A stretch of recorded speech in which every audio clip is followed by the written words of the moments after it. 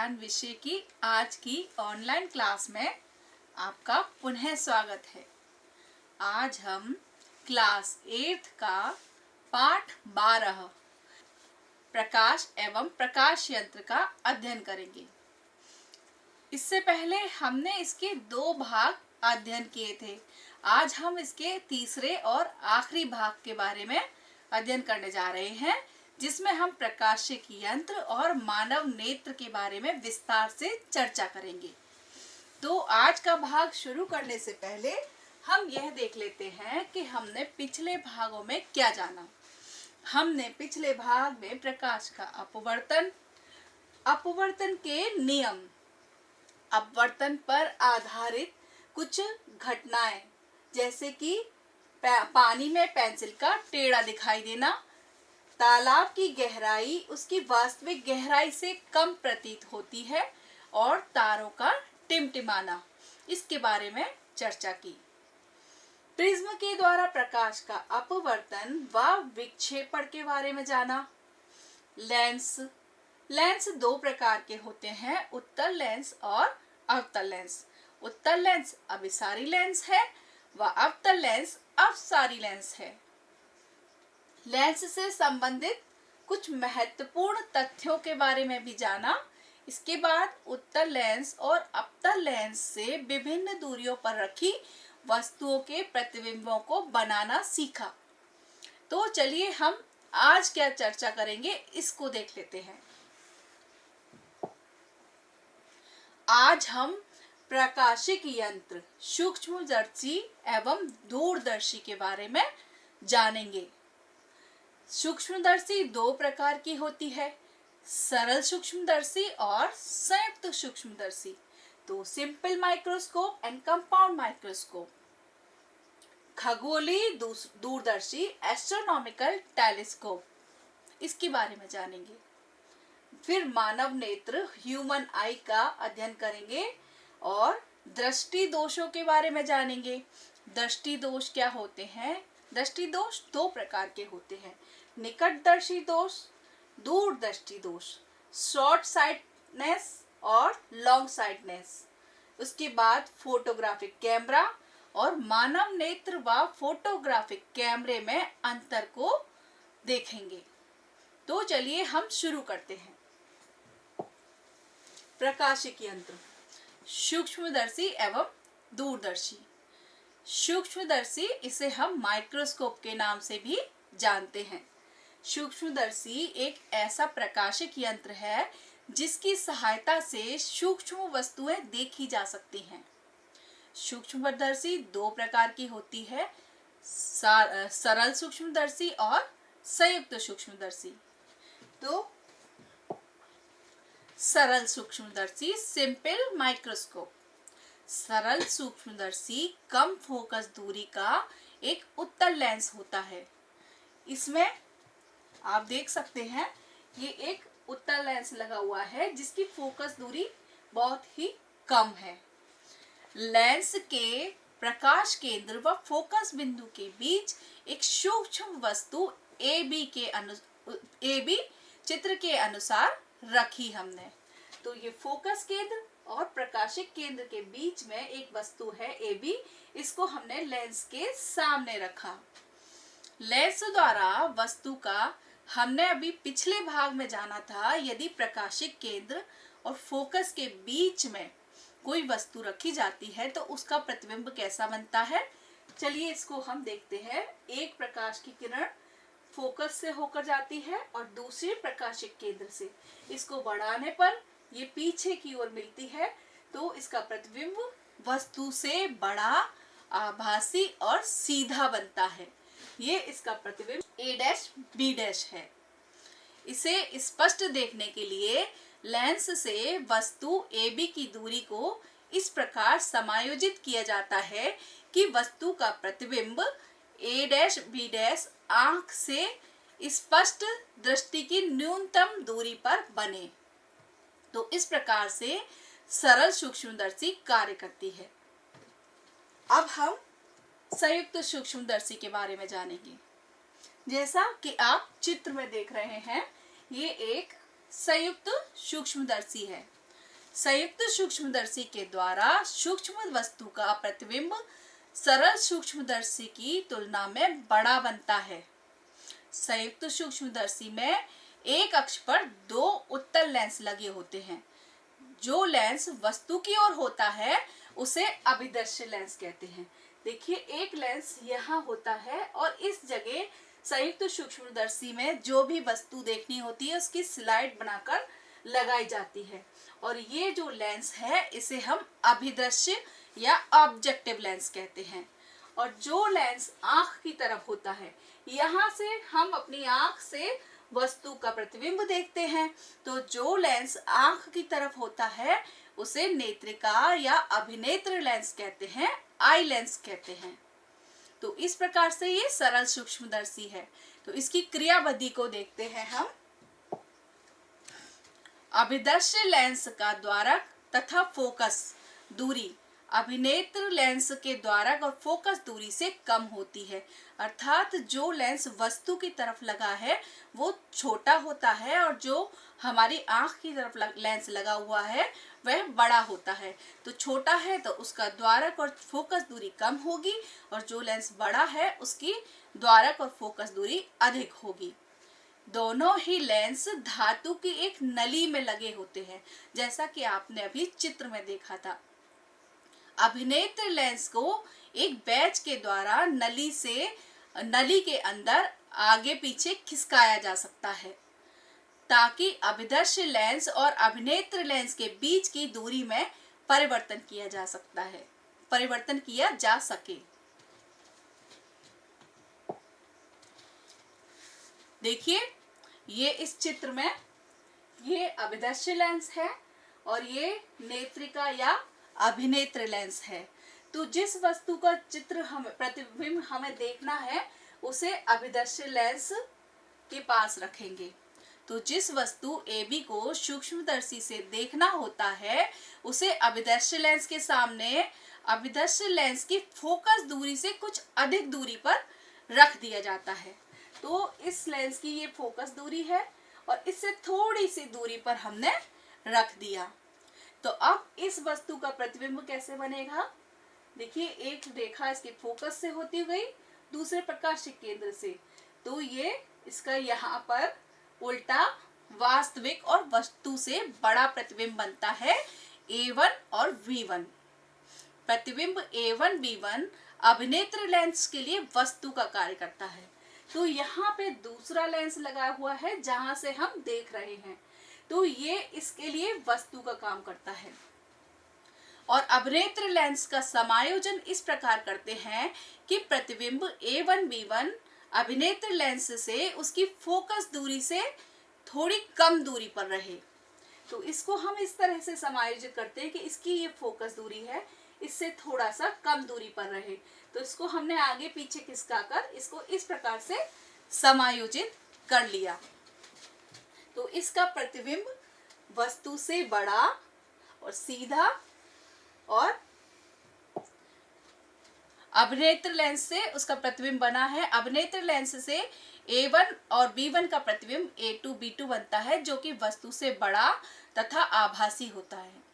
इस प्रकार सूक्ष्मदर्शी से वस्तु AB का बहुत बड़ा तथा उल्टा प्रतिबिंब A2 B2 हमें प्राप्त होता है।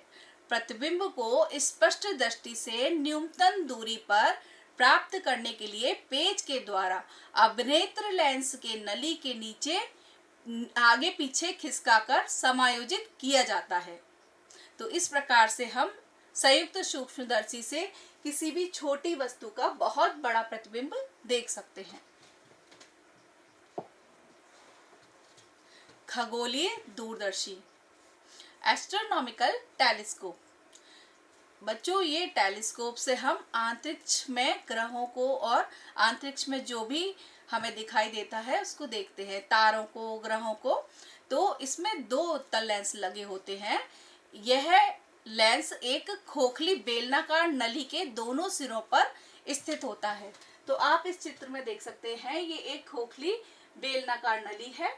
तो इसमें यहाँ पर एक लेंस लगा है और एक दूसरा लेंस हमारी जहाँ से हम उसको देखते हैं वहाँ लगा होता है। लेंस के बीच की दूरी को आवश्यकता अनुसार घटाया और बढ़ाया जा सकता है। वस्तु की ओर वाला लेंस अभिदृश्य लेंस कहलाता है। यह बड़े द्वारक का होता है तथा नेत्र की ओर वाला लेंस नेत्रिका या अभिनेत्र लेंस कहलाता है। दूरदर्शी से दूर की वस्तु का स्पष्ट एवं बड़ा प्रतिबिंब देखा जा सकता है। दूर स्थित वस्तु AB का अभिदृश्य द्वारा प्रतिबिंब A1 B1 नेत्रिका के फोकस FE के अंदर बनता है। तो ये देखिए, ये अभिदृश्य लेंस है और दूर से किरणें आ रही हैं और इसका प्रतिबिंब यहाँ पर बनता है A1 B1, जो कि इसकी फोकस दूरी से कम दूरी पर बनता है। तो फिर इसका यहाँ से ये बड़ा प्रतिबिंब A2 B2 बनता है। तो नेत्रिका के द्वारा A1 B1 का आभासी प्रतिबिंब A2 B2 बनता है। मानव नेत्र, ह्यूमन आई। बच्चों, नेत्र मानव शरीर का महत्वपूर्ण अंग है। इसके द्वारा हम पास और दूर की वस्तुओं को देखते हैं। मानव नेत्र गोलाकार होता है, जिसके सामने का भाग कुछ उभरा हुआ होता है, जिसे हम कॉर्निया कहते हैं। तो देखिए, ये एक मानव नेत्र का चित्र है जो कि गोलाकार है, और जो हमारा बाहर की तरफ भाग होता है, ये सामने का भाग थोड़ा सा गोलाकार होता है। इसको हम कॉर्निया कहते हैं। कॉर्निया के पीछे एक पारदर्शी पर्दा होता है जिसे हम आइरिस कहते हैं। तो इसको हम चित्र में देख सकते हैं। ये बाहर कॉर्निया है, इसके पीछे ये पारदर्शी पर्दा है, इसे हम आइरिस कहते हैं। आइरिस के मध्य में एक लघु निकास छिद्र होता है जिसे पुतली कहते हैं। तो ये आइरिस है, इसके मध्य में एक छोटा सा छिद्र है जिसको हम पुतली कहते हैं, और पेशियों की सहायता से इसके आकार को बड़ा और छोटा किया जा सकता है। अधिक प्रकाश में यह छोटा रहता है और अंधेरे में बड़ा हो जाता है। इसके ठीक पीछे उत्तल लेंस की आकृति की एक संरचना होती है, इसे नेत्र लेंस कहते हैं। तो ये देखिए, इसके ठीक पीछे ये एक उत्तल लेंस के जैसी संरचना है, इसको हम अभिनेत्र लेंस या नेत्र लेंस कहते हैं। मानव नेत्र में सबसे अंदर एक पारदर्शी झिल्ली होती है जिसे रेटिना कहते हैं। तो जब ये सबसे अंदर इसके यहाँ पर पारदर्शी झिल्ली है, इस झिल्ली को हम रेटिना बोलते हैं। ये पूरे मानव नेत्र में अंदर की तरफ है, और रेटिना के लगभग बीच में एक स्थान होता है जिसे पीत बिंदु कहते हैं, और पीत बिंदु पर बना प्रतिबिंब स्पष्ट दिखाई देता है। तो यहाँ पर बीच में इसके एक पीत बिंदु होता है, जो कि यहाँ उत्तल लेंस से जो भी हम वस्तु देखते हैं उसका प्रतिबिंब पीत बिंदु पर ही हमको स्पष्ट दिखाई देता है। किसी वस्तु से चलने वाली प्रकाश की किरणें कॉर्निया से गुजरने के बाद नेत्र लेंस पर आपतित होती हैं और इससे अपवर्तित होकर रेटिना पर वस्तु का उल्टा व वास्तविक प्रतिबिंब बनता है। तो देखिए, कोई भी वस्तु, यहाँ यदि कोई भी वस्तु है, उससे चलने वाली किरणें नेत्र लेंस पर आपतित होती हैं, तो जिसका प्रतिबिंब रेटिना पर पीत बिंदु पर उल्टा और आभासी बनता है। स्वस्थ आंखों से किसी भी वस्तु को स्पष्ट देखने के लिए न्यूनतम दूरी 25 सेंटीमीटर होती है। अब आप सोच रहे होंगे कि यहाँ पे उल्टा प्रतिबिंब बना है, लेकिन हम लोग तो वस्तुओं को सीधा देखते हैं, ऐसा क्यों होता है? फिर यहाँ से हमारे मस्तिष्क को संदेश पहुँचता है और हमारा मस्तिष्क उस वस्तु को हमें सीधा दिखाता है। तो इस प्रकार से हमारी नेत्र कार्य करते हैं। दृष्टि दोष, डिफेक्ट्स ऑफ विजन। जब मानव नेत्र के सामने स्पष्ट दृष्टि की न्यूनतम दूरी 25 सेंटीमीटर पर रखी वस्तु साफ साफ दिखाई नहीं देती है तो उसे हम दृष्टि दोष कहते हैं। यह दो प्रकार का होता है। निकट दृष्टि दोष, शॉर्ट साइटनेस। कुछ व्यक्तियों के नेत्र लेंस बहुत अधिक वक्र हो जाने के कारण लेंस की फोकस दूरी कम हो जाती है। ऐसी दशा में दूर स्थित वस्तु का प्रतिबिंब रेटिना पर ना पड़कर उससे पहले ही बन जाता है। जैसा कि आप देख रहे हैं, ये नेत्र लेंस है, ये अधिक वक्र हो जाता है, उसकी गोलाई बढ़ जाती है, जिससे इसका फोकस दूरी जो है कम हो जाती है। तो अनंत से कोई भी वस्तु आती है तो उसका प्रतिबिंब हमारे पीत बिंदु पर बनता है, लेकिन जब इसकी फोकस दूरी कम हो गई तो वो नेत्र में पहले ही उसका प्रतिबिंब बना देता है। इस वजह से इसे निकट दृष्टि दोष कहते हैं। इसमें निकट की वस्तु तो साफ दिखती है लेकिन दूर की वस्तु साफ नहीं दिखती। फलस्वरूप दूर स्थित वस्तु साफ दिखाई नहीं देती है। इस प्रकार से दृष्टि दोष को निकट दृष्टि दोष कहते हैं। निकट दृष्टि दोष को दूर करने के लिए चश्मे में उचित फोकस दूरी का अवतल लेंस प्रयोग करते हैं। यह लेंस प्रकाश की किरणों को अपसारित करके प्रतिबिंब को रेटिना पर बनाता है, जिससे निकट दृष्टि दोष दूर हो जाता है।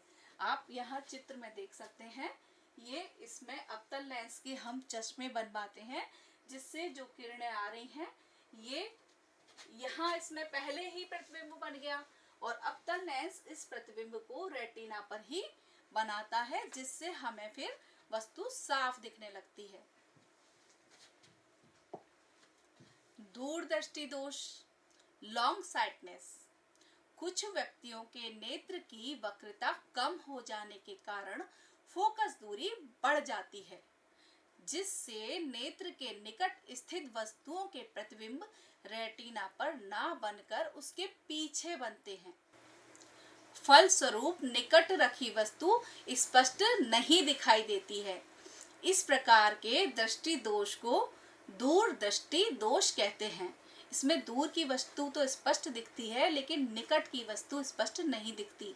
देखिए, यह लेंस है और इसकी वक्रता कम हो गई है, जिससे इसकी जो फोकस दूरी थी ये बढ़ गई, तो ये जो प्रतिबिंब बनाएगा वो रेटिना पर ना बनकर उसके पीछे बनेगा। इस वजह से हमें निकट की वस्तु साफ नहीं दिखती। इसके लिए दूरदृष्टि दोष को दूर करने के लिए उचित फोकस दूरी का उत्तल लेंस चश्मे में लगाया जाता है। उत्तल लेंस के द्वारा चित्रानुसार वस्तु से चलने वाली प्रकाश की किरणें रेटिना पर केंद्रित हो जाती हैं, जिससे निकट की वस्तुएं साफ दिखाई देने लगती हैं। आप इसको चित्र में देख सकते हैं। ये इसमें दूरदृष्टि दोष है, तो इस वजह से कोई भी पास की वस्तु का प्रतिबिंब पीछे बनता है। जब हम उत्तल लेंस लगाते हैं तो ये इसको अभिसारित करके इसका प्रतिबिंब रेटिना पर बना देता है और हमें पास की वस्तुएं साफ दिखती हैं। Photographic camera. फोटोग्राफिक कैमरा एक ऐसा उपकरण है जिसकी सहायता से किसी वस्तु या व्यक्ति का स्थायी प्रतिबिंब फोटोग्राफिक प्लेट या फिल्म पर प्राप्त किया जा सकता है। फोटोग्राफिक कैमरे में उत्तल लेंस का प्रयोग होता है। आजकल नई तकनीकी द्वारा विकसित डिजिटल कैमरे में फोटोग्राफिक फिल्म के स्थान पर इलेक्ट्रॉनिक तकनीकी प्रयोग में लाई जाती है। तो ये देखिए, ये फोटोग्राफिक कैमरे का चित्र है और इसमें भी उत्तल लेंस ही प्रयोग में आता है। मानव नेत्र तथा कैमरे में से तुलना। मानव नेत्र में वस्तुओं को देखने के लिए एक क्रिस्टलाइन उत्तल लेंस होता है, जबकि कैमरे में भी चित्र खींचने के लिए एक उत्तल लेंस लगा होता है। मानव नेत्र में प्रकाश पुतलियों से होकर प्रवेश करता है, और कैमरे में स्वचालित से होकर प्रवेश करता है। आवश्यकता अनुसार प्रकाश नेत्र में भेजने के लिए आइरिस की सहायता से पुतलियों को फैलाया या सिकोड़ा जा सकता है। डायफ्राम में बने छिद्र के द्वारक को आवश्यकता अनुसार छोटा या बड़ा किया जा सकता है। रेटिना पर बना प्रतिबिंब दृक तंत्रिकाओं द्वारा मस्तिष्क में भेजा जाता है, जिसे संसाधित करके मस्तिष्क सीधा कर लेता है। जबकि फोटोग्राफिक फिल्म पर प्राप्त उल्टे चित्र को फोटोग्राफिक कागज के सुग्राही तल पर रखकर सीधा कर लिया जाता है।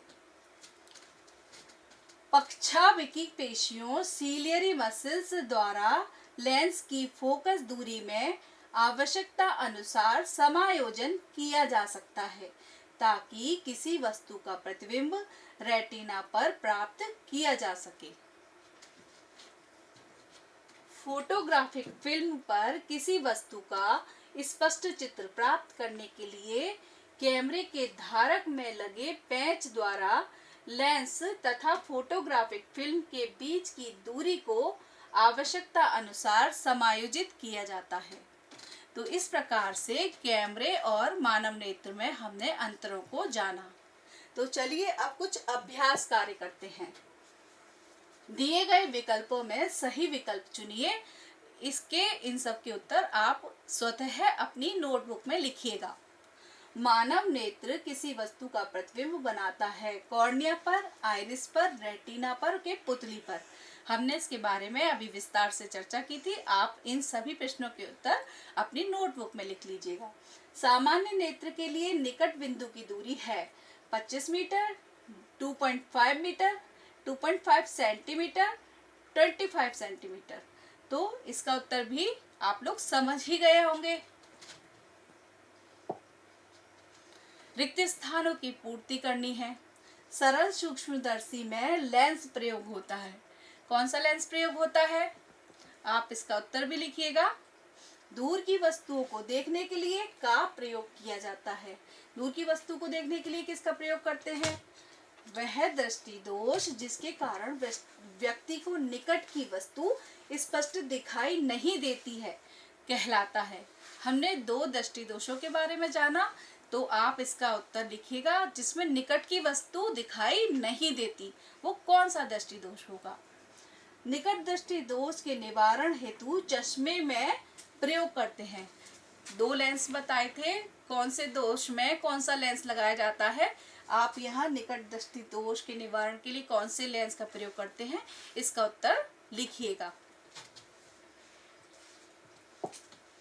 एक प्रोजेक्ट कार्य है। सूर्य की प्रकाश किरणों को हैंड लेंस के द्वारा कागज पर केंद्रित करके अपने अनुभव अभ्यास पुस्तिका पर लिखिएगा। तो बच्चों, आज यह पाठ समाप्त होता है। अगली कक्षा में नए पाठ के साथ आपसे पुनः मिलते हैं। तब तक के लिए धन्यवाद।